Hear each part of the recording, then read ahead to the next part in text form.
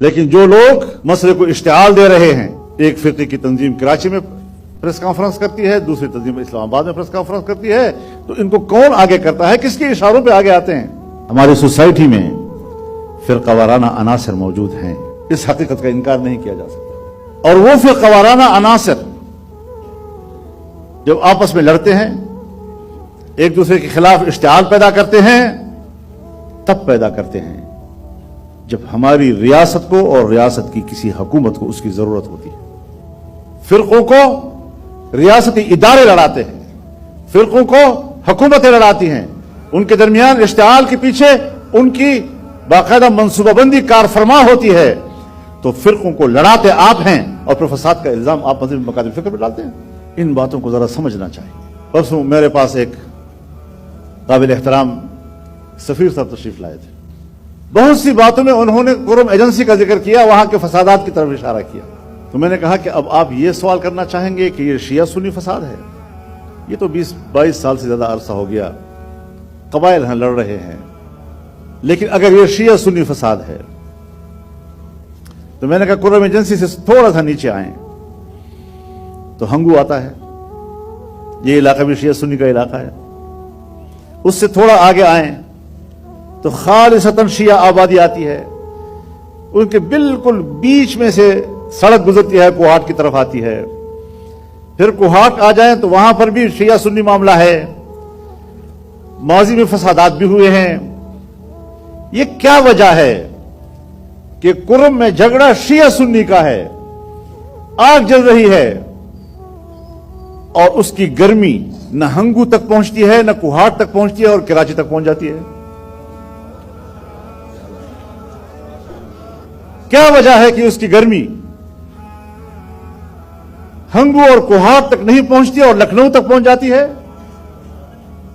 کیا وجہ ہے کہ اس کی گرمی نہ کوہاٹ تک پہنچتی ہے، نہ ڈیرہ اسماعیل خان تک پہنچتی ہے، نہ پشاور تک پہنچتی ہے اور تہران تک پہنچ جاتی ہے؟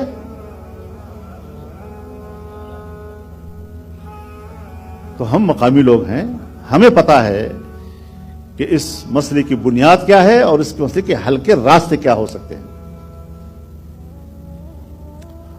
لیکن جو لوگ مسئلے کو اشتعال دے رہے ہیں، ایک فرقے کی تنظیم کراچی میں پریس کانفرنس کرتی ہے، دوسری تنظیم اسلام آباد میں پریس کانفرنس کرتی ہے، تو ان کو کون آگے کرتا ہے؟ کس کے اشاروں پہ آگے آتے ہیں؟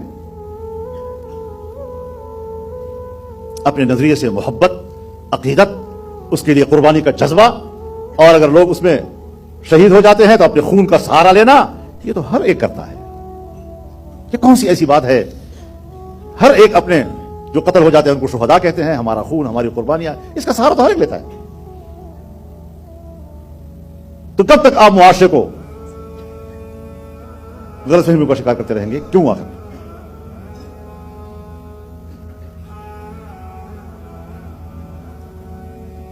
میرے پاس بھی کچھ وفود آئے تھے، اہل سنت کی طرف سے بھی آئے، اہل تشیع کی طرف سے بھی آئے۔ جو ہی ہم نے اس کے لیے ایک راستہ بنایا، اگلے دن دوبارہ فسادات شروع ہو گئے۔ جب ہم ان کے معاملات کو سیدھا کرنے کے لیے متوجہ ہو جاتے ہیں تو آگ بھڑک اٹھتی ہے۔ پیغام دیا جاتا ہے کہ آپ کون ہوتے ہیں مسئلے کو ٹھنڈا کرنے والے؟ ہم تو اس کو اشتعال دلا رہے ہیں، شعلے کو اٹھا رہے ہیں، فائدہ کیا ہوگا اس کا؟ لیکن ہم اپنی کردار کو قرآن کریم کی اصولوں کی نظر میں طے کرتے ہیں۔ قرآن کریم واضح طور پر کہتا ہے کلما اوقدوا نارا للحرب اطفأها اللہ، جب بھی ان لوگوں نے جنگ کی آگ بھڑکائی اللہ نے بجھائی۔ سو اللہ کا کام بجھانا ہے، تو ہم اللہ کے نمائندے، اور تمہارا کام شیطانوں والا ہے، تم شیطانوں کے نمائندے، تمہیں اپنا کام مبارک، ہمیں اپنا کام مبارک۔ دیکھو ہمارے مذہب میں تقیہ نہیں ہے، دوگلا پالیسی نہیں ہے۔ ہم جو کرتے ہیں بتا کر کرتے ہیں، جو کہتے ہیں وہی کرتے ہیں، جو کرتے ہیں وہی کہتے ہیں، جو مانتے ہیں وہی اعلان کرتے ہیں۔ اگر ہم فتووں سے پھرنے والے ہوتے تو مجلسی نہ بن گئے ہوتے۔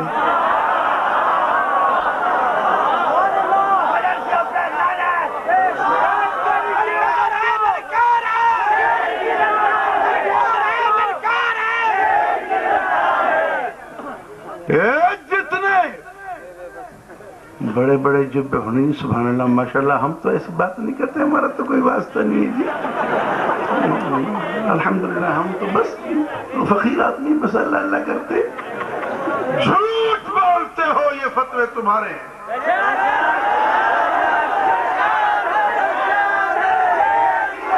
شرم کرو، علماء کو بدنام کرتے ہو۔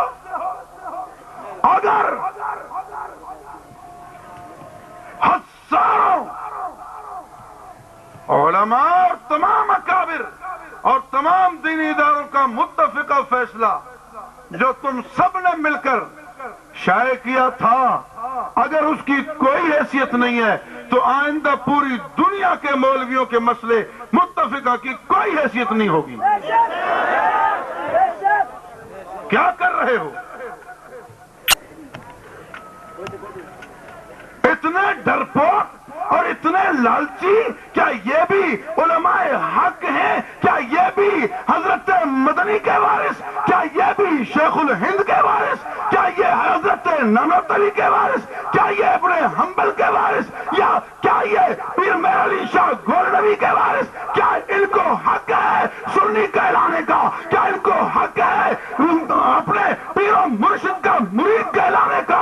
حلالی مرید ہو، حلالی سنی ہو، مسلمان ہو، وہ جو مانتا ہے وہ کہتا ہے، جب کہتا ہے تو ڈٹ جاتا ہے، اگرچہ کٹ جاتا ہے۔